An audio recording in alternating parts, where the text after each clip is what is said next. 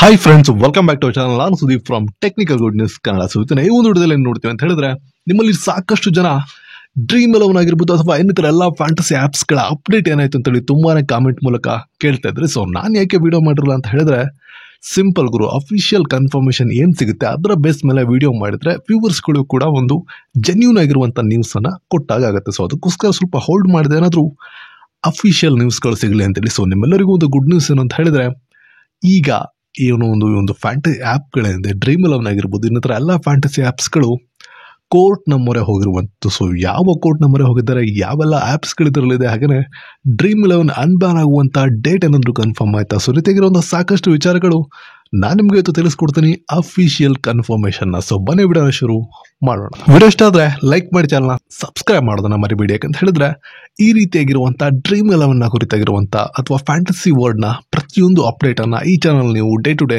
ನೋಡ್ಕೋಬೋದು. ಸೊ ಹಾಗಾಗಿ ಬನ್ನಿ ಇವತ್ತಿನ ಮೈನ್ ಇಂಪಾರ್ಟೆಂಟ್ ಟಾಪಿಕ್ನ ಬಗ್ಗೆ ಮಾಹಿತಿನ ತಿಳ್ಕೊಳ್ಳೋಣ. ಮೊದಲನೇದಾಗಿ ಡ್ರೀಮ್ 11 ಆಗಿರ್ಬೋದು ಅಥವಾ ಇನ್ನಿತರ ಎಲ್ಲ ಫ್ಯಾಂಟಸಿ ಆ್ಯಪ್ಗಳು ನಮ್ಮ ಭಾರತ ದೇಶದಲ್ಲಿ ಬ್ಯಾನ್ ಆಗಿರುವಂಥದ್ದು ನಿಮಗೆಲ್ಲರಿಗೂ ಗೊತ್ತಿರುತ್ತೆ. ಸೊ ಹಾಗಾಗಿ ನೆಕ್ಸ್ಟ್ ಸ್ಟೆಪ್ ಏನು ತಗೊಳ್ತಾರೆ ಇವರು ಅನ್ನುವಂಥದ್ದು ನಿಮ್ಮೆಲ್ಲರಿಗೂ ಕ್ಯೂರಿಯಾಸಿಟಿ ಇರುತ್ತೆ. ಸೊ ಅದೇ ರೀತಿಯಲ್ಲಿ ನಾವು ಕೂಡ ಸರ್ಚ್ ಮಾಡ್ತಿದ್ದಾಗ ನಮ್ಮ ಡಾಟಾಬೇಸ್ಗೆ ಸಿಕ್ತಂಥ ಒಂದು ಮೈನ್ ಇನ್ಫಾರ್ಮೇಷನ್ ಏನು ಅಂತ ಹೇಳಿದ್ರೆ, ಅದು ಈಗ ಈ ಒಂದು ಗೇಮ್ಸ್ಗಳಿದೆ. ಸೊ ನಾನು ನಿಮಗೆ ಒಂದು ವಿಷಯ ಕ್ಲಾರಿಫೈ ಮಾಡಿಬಿಡ್ತೀನಿ. ಈಗ ನಮ್ಮ ದೇಶದಲ್ಲಿ ಬ್ಯಾನ್ ಆಗಿರುವಂಥದ್ದು ಬರೀ ಡ್ರೀಮ್ 11 ಅಲ್ಲ, ಆಯಿತಾ? ಸೊ ಡ್ರೀಮ್ 11 ರೀತಿಯಾಗಿರುವಂಥ ಸಾಕಷ್ಟು ಕಂಪನಿಗಳು ಬ್ಯಾನ್ ಆಗಿದೆ. ಸೊ ಹಾಗಾಗಿ ಈ ಸಲ ಕೋರ್ಟ್ನಲ್ಲಿ ಏನು ಕೇಸ್ ಫೈಲ್ ಆಗಿದೆ, ಆ ಒಂದು ಕೋರ್ಟ್ ಯಾವುದು ಅಂತ ಕೇಳಿದ್ರೆ ನಿಮ್ಮೆಲ್ಲರಿಗೂ ಗುಡ್ ನ್ಯೂಸ್ ಅಂತ ಹೇಳ್ಬೋದು. ಅದೇನಂತ ಹೇಳಿದ್ರೆ, ನಮ್ಮ ಕರ್ನಾಟಕ ಹೈಕೋರ್ಟ್ನಲ್ಲಿ ನಾಳೆ ಈ ಒಂದು ಕೇಸ್ ಏನಿದೆ, ಆನ್ಲೈನ್ ಗೇಮಿಂಗ್ ಬಿಲ್ ಏನು ಬಂದಿದೆ, ಅದರ ಎಗೇನೆಸ್ಟ್ ಆಗಿ ನಾಳೆ ಆಲ್ ಇಂಡಿಯಾ ಗೇಮಿಂಗ್ ಫೆಡರೇಷನ್ ಅವರು ಕೇಸನ್ನು ಫೈಲ್ ಮಾಡಿದ್ದಾರೆ. ಅದು ನಮ್ಮ ಕರ್ನಾಟಕ ಹೈಕೋರ್ಟ್ನಲ್ಲಿ. ಸೊ ಹಾಗಾಗಿ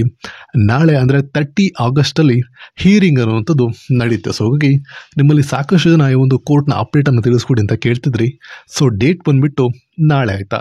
30 ಆಗಸ್ಟಲ್ಲಿ ಅವರು ಕೇಸ್ನ ಹಿಯರಿಂಗನ್ನು ನಡೆಸ್ತಾರೆ. ಸೊ ಹಾಗಾಗಿ ನೋಡೋಣ ಈ ಸಲ ಯಾವ ರೀತಿಯಾಗಿರುತ್ತೆ ಒಂದು ಹಿಯರಿಂಗ್ಸು, ಅಥವಾ ಅಲ್ಲಿ ಸಿಗುವಂಥ ಚಿಕ್ಕ ಚಿಕ್ಕ ಮಾಹಿತಿಯನ್ನು ಕೂಡ ನಾನು ನಿಮಗೆ ತಿಳಿಸ್ಕೊಡ್ತೀನಿ. ಇನ್ನೊಂದು ಮೇನ್ ವಿಷಯ ಅಂತ ಹೇಳಿದ್ರೆ, ಈ ಸಲ ಕೇಸ್ ಫೈಲ್ ಮಾಡಿರುವಂಥದ್ದು ಡ್ರೀಮ್ 11 ಅಲ್ಲ, ಬದಲಾಗಿ ಈ ಡ್ರೀಮ್ 11 ಆ ರೀತಿಯಾಗಿರುವಂಥ ಎಲ್ಲ ಫ್ಯಾಂಟಸಿ ಆ್ಯಪ್ಸ್ಗಳು ಯಾವ ಒಂದು ಸಂಸ್ಥೆ ಅಂಡರ್ಲಿ ಬರುತ್ತೆ ಅಂತ ಕೇಳಿದ್ರೆ ಅದು ಆಲ್ ಇಂಡಿಯಾ ಗೇಮಿಂಗ್ ಫೆಡರೇಷನ್ ಅಂತೇಳಿ. ಸೊ ಆ ಒಂದು ಕಂಪನಿಯವರು ಈ ಒಂದು ಕೇಸನ್ನು ಕರ್ನಾಟಕ ಹೈಕೋರ್ಟ್ನಲ್ಲಿ ಫೈಲ್ ಮಾಡಿರುವಂಥದ್ದು ಸದ್ಯಕ್ಕೆ ಇರುವಂಥ ಲೇಟೆಸ್ಟ್ ಅಪ್ಡೇಟ್. ಈಗ ಏನೋ ಒಂದು ಕೇಸ್ ಫೈಲ್ ಮಾಡಿದರೆ ಆಲ್ ಇಂಡಿಯಾ ಗೇಮಿಂಗ್ ಫೆಡರೇಷನ್ ಅವರು, ಈ ಒಂದು ಕೇಸ್ ಏನಿದೆ ಅದು ಯಾರ ಪರವಾಗಿ ಬರ್ಬೋದು ಅನ್ನೋವಂಥ ನಿಮಗೆ ಕ್ಯೂರಿಯಾಸಿಟಿ ಇದ್ದರೆ ನಾನು ನಿಮಗೆ ಒಂದು ಕೆಲವೊಂದಿಷ್ಟು ಬೇಸಿಕ್ ಹಿಂಟ್ಸ್ಗಳನ್ನ ಕೊಡ್ತೀನಿ. ಕೆಲವೊಂದಿಷ್ಟು ಮೇನ್ ಪಾಯಿಂಟ್ಸ್ಗಳನ್ನ ಯಾವುದು ಇಲ್ಲಿ ಹೈಲೈಟ್ ಆಗುತ್ತೆ ಅಂತ ತಿಳಿಸ್ಕೊಡ್ತೀನಿ.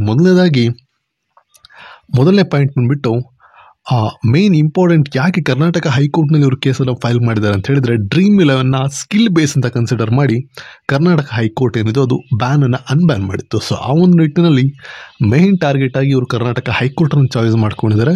ಹಾಗೆಯೇ ಸುಪ್ರೀಂ ಕೋರ್ಟ್ಗೆ ಹೋಗಬೇಕು ಅಂತ ಹೇಳಿದ್ರೆ ಡೈರೆಕ್ಟಾಗಿ ಹೋಗ್ಲಿಕ್ಕಲ್ಲ, ಮೇಯ್ನಾಗಿ ಹೈಕೋರ್ಟ್ನ ಏನು ಜಡ್ಜ್ಮೆಂಟ್ ಇರುತ್ತೆ ಅದರ ಬೇಸ್ ಮೇಲೆ ನಾವು ಸುಪ್ರೀಂ ಕೋರ್ಟ್ನಲ್ಲಿ ವಾದವನ್ನು ಮಾಡ್ಬೋದು. ಸೊ ನನ್ನ ಪ್ರಕಾರ ಅದೇ ಒಂದು ಪಾತ್ವೆಯನ್ನು ಇವರು ಕೂಡ ಕ್ಯಾರಿ ಆನ್ ಮಾಡ್ತಿದ್ದಾರೆ. ಸೊ ಹಾಗಾಗಿ ಮೊದಲನೇದಾಗಿ ನಮ್ಮ ಕರ್ನಾಟಕ ಹೈಕೋರ್ಟ್ನಲ್ಲಿ ನಾಳೆ ಹಿಯರಿಂಗ್ ನಡೆಯುತ್ತೆ. ಸೊ ಇಲ್ಲಿ ವಿನ್ ಆದ ನಂತರ ಅಥವಾ ವಿನ್ ಆಗದಿದ್ದರೂ ಕೂಡ ಅವರು ಡೈರೆಕ್ಟಾಗಿ ಸುಪ್ರೀಂ ಕೋರ್ಟಿಗೆ ಅಪೀಲನ್ನು ಹೋಗ್ತಾರೆ. ಮ್ಯಾಕ್ಸಿಮಮ್ ವಿನ್ ಆಗುತ್ತೆ ಅಂತ ಹೇಳ್ಬೋದು. ಯಾಕಂತ ಹೇಳಿದರೆ ಆಲ್ರೆಡಿ ಡ್ರೀಮ್ 11 ಬ್ಯಾನ್ ಆಗಿ ಅನ್ಬ್ಯಾನ್ ಆಗಿ ಅದನ್ನು ಸ್ಕಿಲ್ ಗೇಮ್ ಅಂತ ಕನ್ಸಿಡರ್ ಮಾಡಿದ್ದಾರೆ. ಇನ್ನೊಂದು ಮೇನ್ ವಿಚಾರ ಏನಂತ ಹೇಳಿದರೆ, ಅಸೆಂಬ್ಲಿಲಿ ಆಗಿರುವಂಥ ಒಂದು ಕಾನ್ವರ್ಸೇಷನ್ ಇದೆ, ಅದರಲ್ಲಿ ಸ್ಕಿಲ್ ಗೇಮ್ಸ್ಗೆ ನಾವು ಡೆವಲಪ್ಮೆಂಟ್ಗೆ ಸಹಾಯವನ್ನು ಮಾಡ್ತೀವಿ ಅಂತೇಳಿ ನಮ್ಮ ಕ್ಯಾಬಿನೆಟ್ ಇರುವಂಥ ಕೆಲವೊಂದಿಷ್ಟು ಜನ ಹೇಳಿದರು.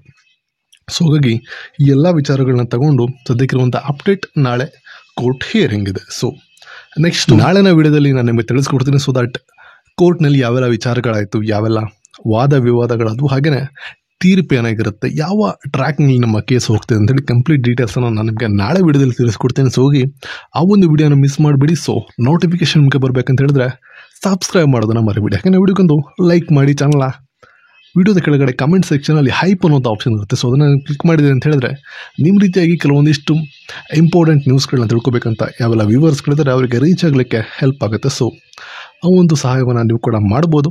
ಎನಿವೆ ಜಸ್ಟ್ ಕ್ಲಿಕ್ ಅಷ್ಟೇ. ಸೊ ಸಿಗೋಣ ನೆಕ್ಸ್ಟ್ ವಿಡಿಯೋದಲ್ಲಿ ನಾಳಿನ ಬೆಸ್ಟ್ ಅಪ್ಡೇಟ್ ಜೊತೆಗೆ. ಅಲ್ಲಿ ಇವರು ಟೇಕ್ ಕೇರ್ ಅಂತ ಹೇಳ್ತಾ ಫೈನಲಿ ಸುದೀಪ್ ಸೈನಿಂಗ್ ಆಫ್. ಬಾಯ್.